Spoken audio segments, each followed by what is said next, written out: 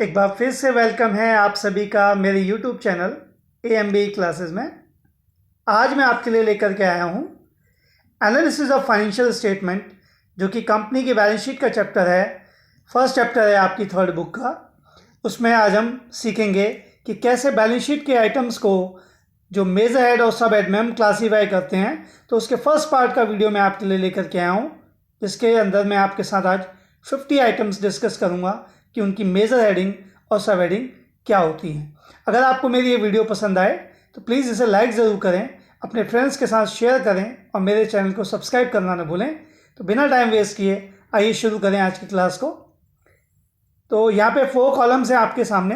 पहला कॉलम है serial number का, दूसरा आइटम्स, थर्ड है आपका मेजर हेड्स का और लास्ट है आपका सब हेड। तो देखते हैं कि करके। तो फर्स्ट आइटम आपके सामने आ रहा है प्रोविजन फॉर डेप्रिसिएशन, जिसे हम एक्यूमुलेटिव डेप्रिसिएशन के नाम से भी जानते हैं। तो अगर आपको प्रोविजन फॉर डेप्रिसिएशन दिखाई देता है और आपसे क्वेश्चन में पूछता है कि आप इसे किस मेजर हेडिंग और किस सब हेडिंग के अंदर क्लासीफाई करेंगे, तो आपको ये ध्यान रखना है कि वैसे तो प्रोविजन जितने भी होते हैं वो लायबिलिटी साइड में दिखाए जाते हैं, या तो नॉन करंट लायबिलिटी में आते हैं लॉन्ग टर्म प्रोविजन के नाम से, या करंट लायबिलिटी में आते हैं शॉर्ट टर्म प्रोविजन के नाम से। लेकिन यहाँ पर आपको ध्यान रखना है कि जो प्रोविजन फॉर डेप्रिसिएशन है इसे हम लायबिलिटी साइड में नहीं दिखाते, इसे बैलेंस शीट के एसेट साइड में दिखाया जाता है नॉन करंट एसेट्स के अंदर। तो इसकी जो मेजर हेडिंग बनती है वो नॉन करंट एसेट्स है, और नॉन करंट एसेट्स के अंदर हम इसे डिडक्ट करते हैं फ्रॉम टेंजेबल एसेट्स, यानी फिक्स एसेट्स के अंदर हम इसे टेंजेबल एसेट्स में से डिडक्ट करेंगे। तो ये आपको थोड़ा ध्यान रखना है कि इसे लायबिलिटी साइड में नहीं दिखाना है। नेक्स्ट पॉइंट है प्रोविडेंट फंड पेबल। आप थोड़ा ध्यान देंगे यहाँ पे। प्रोविडेंट फंड जो होता है ये हमारे लिए नॉन करंट लायबिलिटी होता है, लेकिन इसके साथ एक वर्ड लगा है पेबल। पेबल मीन्स हो गया कि आपको पे करना है जल्दी ही, तो ये आपके लिए करंट लायबिलिटी बन जाएगा। तो प्रोविडेंट फंड अगर आपका पेबल है, पे करना है आपको, तो उस केस में आपकी करंट लायबिलिटी बनेगा। तो इसकी मेजर हेडिंग करंट लायबिलिटी होगी, और करंट लायबिलिटी के अंदर आप इसे जो सब हेडिंग दिखाएंगे वो दिखाएंगे other current liabilities. Third item लेते हैं जीएसटी पेबल। अगर आपका जीएसटी पेबल है तो ये विद इन 1 ईयर ही आपको पे करना होता है। तो इसकी जो मेजर हेडिंग बनेगी वो बनेगी करंट लायबिलिटी, और इसकी जो सब हेडिंग बनेगी वो बनेगी other current liability. Fourth item लेते हैं application money received for allotment of securities and due for refund and interest thereon. अगर आपके पास एप्लीकेशन मनी आ रखा है शेयर्स के साथ या डिबेंचर के साथ या किसी और सिक्योरिटी के साथ, तो उसकी जो भी अमाउंट अगर आपकी रिफंड के लिए ड्यू है और उसके ऊपर कोई इंटरेस्ट भी बनता है, तो आपको ध्यान रखना है कि विद इन 1 ईयर ही आपको रिपे करना है। तो वो आपकी करंट लायबिलिटी है, इसकी मेजर हेडिंग करंट लायबिलिटी बनेगी और सब हेडिंग बनेगी आपकी अदर करंट लायबिलिटी। तो ये थोड़ा ध्यान रखेंगे आप। फिफ्थ आइटम है हमारे लिए आउटस्टैंडिंग एक्सपेंसेस। वैसे आप सभी इससे फैमिलियर होंगे, ये कोई स्पेशल आइटम नहीं है। तो आउटस्टैंडिंग एक्सपेंसेस हमेशा मेजर हेडिंग जो बनती है इसकी वो करंट लायबिलिटी है, क्योंकि विद इन 1 ईयर आपको पे करना होता है, और इसको भी हम अदर करंट लायबिलिटी के सब हेड में दिखाते हैं। Next 6 item unpaid matured debenture and interest thereon. तो कह रहा है कि जो डिबेंचर है वो मैच्योर हो चुके हैं लेकिन अभी अनपेड है और उनका इंटरेस्ट भी है।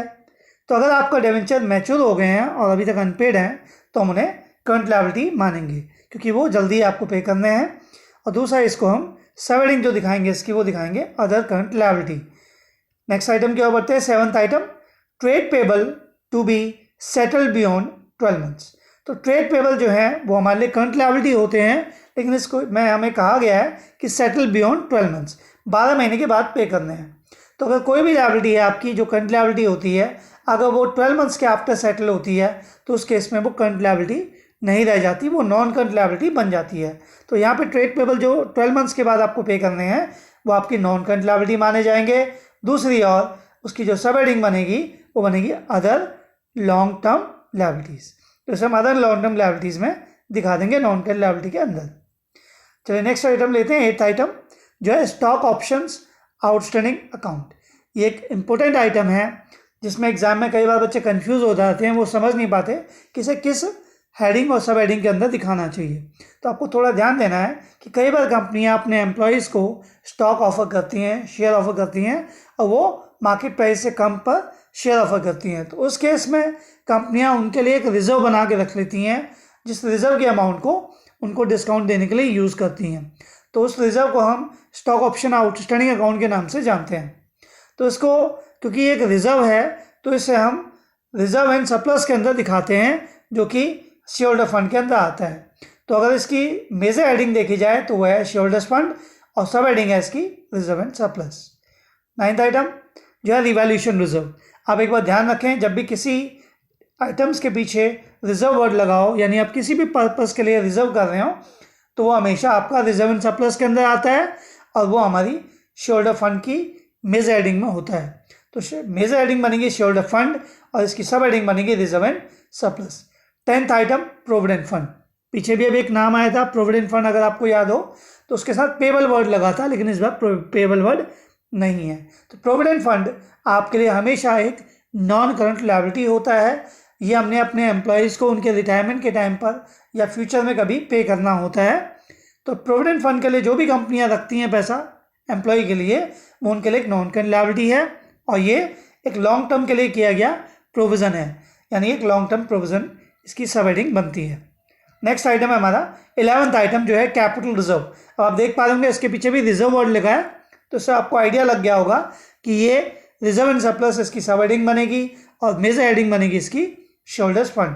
तो उसका ध्यान रखना है कि जिसके पीछे भी रिजर्व लगा हो उसकी मेजर हेडिंग आपकी शेयर होल्डर्स फंड बनेगी और सब हेडिंग बनेगी reserve and surplus. Next investment in land for investment purpose. यहाँ तो क्लियर है कि आपने लैंड में यानी ज़मीन में इन्वेस्टमेंट की है, वो भी इन्वेस्टमेंट के पर्पस से ही की है। तो अगर आप कभी इन्वेस्टमेंट करते हैं बिजनेस के बाहर तो वो आपकी नॉन करंट एसेट्स होती है, बस वो शॉर्ट टर्म इन्वेस्टमेंट ना हो, लेस देन 12 मंथ के लिए ना हो। तो यहाँ पे इन्वेस्टमेंट जो लॉन्ग टर्म मानेंगे हम, तो ये हमारे एक नॉन करंट एसेट्स है और इसको हम नॉन करंट इन्वेस्टमेंट जो कि सब हेडिंग है हमारी नॉन करंट एसेट्स की, उसके अंदर दिखाएंगे।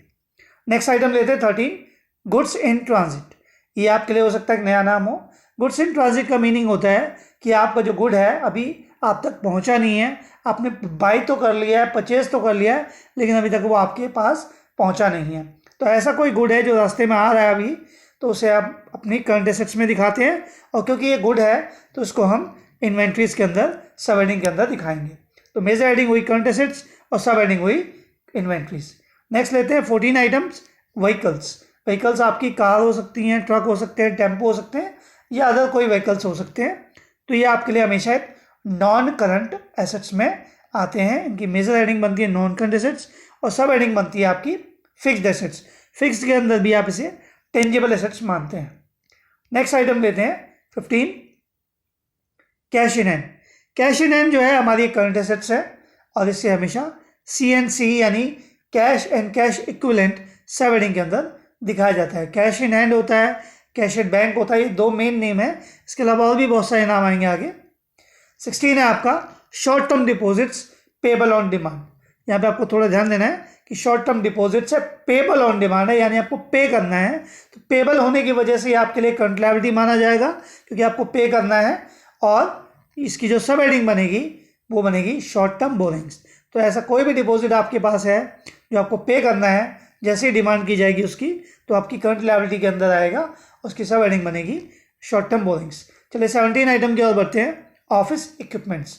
ऑफिस इक्विपमेंट के अंदर ऑफिस के अंदर लगे पंखे, ऑफिस के अंदर लगे हुए एयर कंडीशनर वगैरह वगैरह इस तरीके के आइटम्स आते हैं। तो इनको हमेशा हम नॉन करंट एसेट्स मानते हैं, यानी इनकी जो मेजर हेडिंग होती है वो नॉन करंट एसेट्स होती है और इनकी जो सब हेडिंग बनेगी वो बनेगी फिक्स्ड एसेट्स के अंदर टेंजिबल एसेट्स। नेक्स्ट लेते हैं net loss, that is statement of profit and loss. तो अगर आपको statement of profit and loss दिया हो, उसका चाहे नेट लॉस दिया हो या नेट प्रॉफिट दिया हो, तो आपको ये ध्यान रखना है कि ये रिजर्व एंड सरप्लस की सब हेडिंग के अंदर आपको दिखाना होता है और रिजर्व एंड सरप्लस की जो मेजर हेडिंग होती है वो शेयर होल्डर्स फंड होती है। तो अगर आपको नेट लॉस दिया हो या नेट प्रॉफिट दिया हो तो उसे हमेशा शेयर होल्डर्स फंड के अंदर दिखाएं और उसकी सब हेडिंग दिखाएं रिजर्व एंड सरप्लस। नेक्स्ट लेते हैं 19 बॉन्ड्स। बॉन्ड्स हमारे डेवेंचर की तरह ही होते हैं जिनके थ्रू कंपनियां पब्लिक से फंड इकट्ठा करती हैं। तो ये कंपनी के लिए एक नॉन करंट लायबिलिटी होते हैं और ये एक लॉन्ग टर्म बोरिंग का सोर्स होते हैं। तो इनकी जो मेजर हेडिंग बनेगी वो बनेगी नॉन करंट लायबिलिटी और सब हेडिंग बनेगी आपकी लॉन्ग टर्म बोरिंग्स। ये 20 आइटम्स की ओर बने जो है बिल्डिंग। बिल्डिंग आपकी समझ गए होंगे आप कि एक नॉन करंट एसेट्स है, फिक्स्ड एसेट्स है, तो इसकी जो मेजर हेडिंग बनेगी वो बनेगी नॉन करंट एसेट्स और सब हेडिंग बनेगी इसकी फिक्स्ड एसेट्स में टेंजिबल।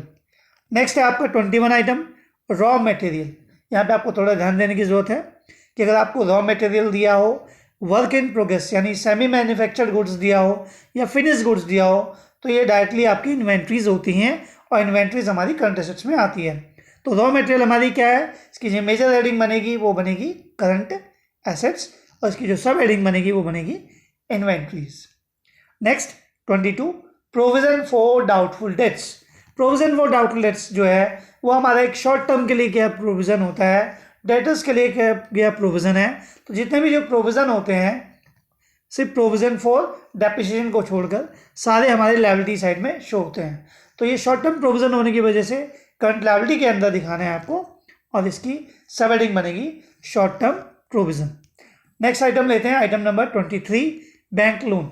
आप कोई भी लोन लें, बैंक लोन लें या कोई डिबेंचर इशू करें या किसी भी तरीके की आप बोरोइंग करें, तो वो आपकी हमेशा ये माना जाता है कि लॉन्ग टर्म पर्पस के लिए होती हैं। तो इसकी जो मेजर हेडिंग बनेगी वो बनेगी नॉन करंट लायबिलिटी और सब हेडिंग बनेगी लॉन्ग टर्म बोरोइंग्स। नेक्स्ट लेते हैं एडवांस टैक्स। अगर आप गवर्नमेंट को एडवांस टैक्स पे करते हैं तो ये माना जाता है कि आपने एक करंट एसेट्स ये आपकी है। इसकी जो मेजर हेडिंग बनेगी वो बनेगी करंट एसेट्स और सब हेडिंग बनेगी आपकी अदर करंट एसेट्स। तो ध्यान रखना, आप कोई भी एडवांसेस देते हैं, कोई भी प्रीपेड करते हैं, वो आपकी करंट एसेट्स की कैटेगरी में आती है। उनकी मेजर हेडिंग हमेशा करंट एसेट्स रहेगी और सब हेडिंग रहेगी अदर करंट एसेट्स। नेक्स्ट लेते हैं 25th आइटम जो है हमारी लैंड। लैंड आप समझते ही हैं, ये भी हमारी एक नॉन करंट एसेट्स होती है। तो उसकी मेजर हेडिंग बनेगी नॉन करंट एसेट्स और फिक्स एसेट्स इसकी सब हेडिंग है, उसके अंदर ये भी टेंजिबल मानी जाती है। Next 26 item, cash at bank. Cash in hand हो या कैश एट बैंक हो, दोनों ही हमारी करंट एसेट्स हैं और इनकी सब हेडिंग है CNC यानी कैश एंड कैश इक्विवेलेंट। तो ये हमारी सब हेडिंग है इनकी। Next 27, trade payable. अब इस बार ट्रेड पेबल के साथ कोई टाइम पीरियड नहीं है, तो ट्रेड पेबल का मीनिंग होता है क्रेडिटर्स प्लस बिल पेबल। तो क्रेडिटर्स एंड बिल पेबल को मिला करके हम ट्रेड पेबल बोलते हैं। तो ट्रेड पेबल हमेशा शॉर्ट टर्म ही होते हैं, तो ये हमारी करंट लायबिलिटी होती हैं और इनको हम जो सब हेडिंग दिखाते हैं वो ट्रेड पेबल के नाम से ही होती हैं। नेक्स्ट लेते हैं 28 आइटम, इन्वेस्टमेंट। अगर आपको इन्वेस्टमेंट के साथ बताया नहीं गया कि ये शॉर्ट टर्म है या लॉन्ग टर्म है, तो उसे हमेशा आपको लॉन्ग टर्म ही मानना चाहिए। तो ये हमारी एक नॉन करंट एसेट्स है, तो इसकी मेजर हेडिंग बनेगी नॉन करंट एसेट्स और उसके अंदर एक सब हेडिंग होती है नॉन करंट इन्वेस्टमेंट, तो उसके अंदर आप इसको लिख देंगे। नेक्स्ट आइटम लेते हैं 29, शेयर फॉरवर्डेड अकाउंट। तो शेयर फॉरवर्डेड अकाउंट आपको ध्यान ये रखना है कि शेयर फॉरवर्डेड अकाउंट को हम बैलेंस शीट के लायबिलिटी साइड में शेयरहोल्डर्स फंड जो मेजर हेडिंग है शेयरहोल्डर फंड के अंदर दिखाते हैं और इसकी जो सब हेडिंग बनती है वो होती है शेयर कैपिटल। शेयर कैपिटल के अंदर भी इसकी एक और आइटम के अंदर आप दिखा सकते हैं, एक और उसके अंदर एक सब हेडिंग और होती है शेयर कैपिटल के अंदर, वो होती है आपकी सब्सक्राइब्ड कैपिटल। तो इसकी मेजर हेडिंग हुई शेयरहोल्डर्स फंड और सब हेडिंग हुई शेयर कैपिटल, और ज़्यादा इंडिकेट करना चाहे तो उसके साथ आप सब्सक्राइब कैपिटल भी लिख सकते हैं। Next 30 item, acceptance. Acceptance word आपने पहले भी सुना होगा, लेकिन एक्सेप्टेंस वर्ड जब भी लिखा है तो आप ये मानिए कि वो एक बिल्स पेबल है। तो एक्सेप्टेंस जो होती है वो हमारी बिल्स पेबल का ही दूसरा नाम है। तो बिल्स पेबल एक ट्रेड पेबल है और ये हमारी करंट लायबिलिटी होते हैं। तो एक्सेप्टेंस के साथ आप लिखेंगे करंट लायबिलिटी, इसकी मेजर हेडिंग और सब हेडिंग लिखेंगे ट्रेड पेबल। आइए आगे बढ़े पॉइंट नंबर 31 की ओर, बिल्स रिसीवेबल। तो बिल्स रिसीवेबल जिसे हम ट्रेड रिसीवेबल भी कह सकते हैं, ट्रेड रिसीवेबल के अंदर इसे हम दिखाते हैं। तो बिल रिसीवेबल एंड डेटर को मिला करके हम ट्रेड रिसीवेबल कहते हैं। तो बिल रिसीवेबल हमारी एक करंट एसेट्स है, करंट एसेट्स के अंदर ये सब हेडिंग आती है इसकी ट्रेड रिसीवेबल। नेक्स्ट है हमारा एडवांस फ्रॉम कस्टमर। तो अगर आपको कोई भी एडवांस कस्टमर से रिसीव्ड होता है तो आपको ध्यान रखना है कि कोई भी एडवांस आपको मिले वो आपकी लायबिलिटी होती है और ये करंट लायबिलिटी मानी जाती है। इसकी जो सब हेडिंग होती हैं वो अदर करंट लायबिलिटीज होती हैं। Next 33, interest accrued but not due on loan. तो आपका इंटरेस्ट जो है वो एक्रूड हो गया है, लोन के ऊपर बन चुका है, लेकिन अभी तक देने के लिए नहीं कहा गया, ड्यू नहीं किया गया। तो अगर इंटरेस्ट कभी भी एक्रूड हो उसके बाद वो ड्यू हो या ना हो तो वो आपकी करंट लायबिलिटी बन जाता है। तो ध्यान रखना है कि जो इंटरेस्ट है यहाँ पे करंट लायबिलिटी है और उसकी जो सब हेडिंग बनेगी वो अदर करंट लायबिलिटी होगी। तो मेजर हेडिंग हुई करंट लायबिलिटी और सब हेडिंग हुई other current liability. Item number 34, proposed dividend.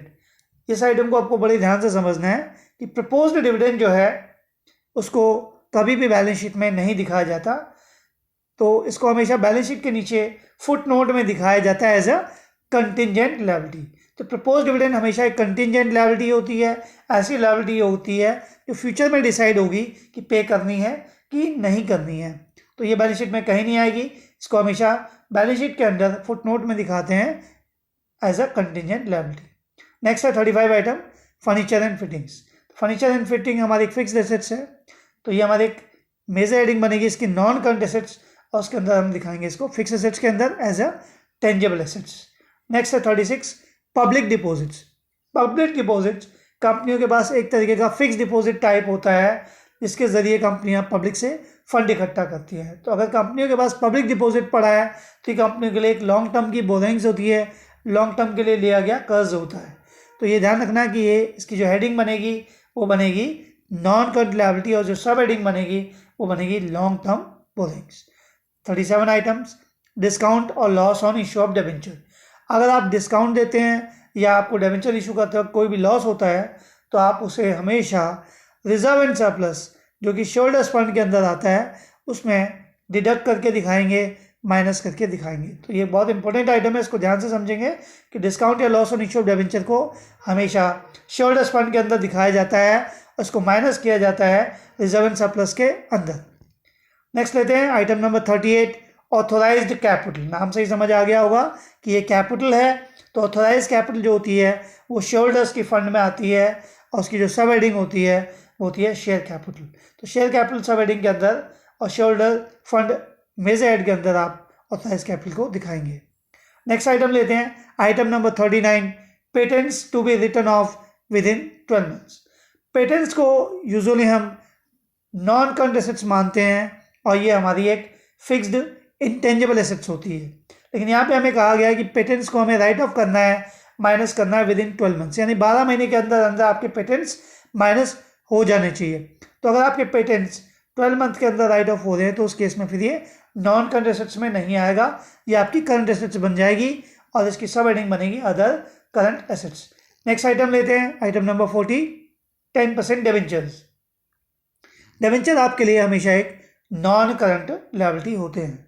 तो नॉन करंट लायबिलिटी जो होती है ये आपकी लॉन्ग टर्म बोरोइंग्स होती है। तो डिबेंचर होंगे, लोन होंगे, बॉन्ड होंगे या पब्लिक डिपॉजिट्स होंगे, ये सारे के सारे आपकी नॉन करंट लायबिलिटी हैं, इनको हम long term borrowings sub heading के अंदर दिखाते हैं।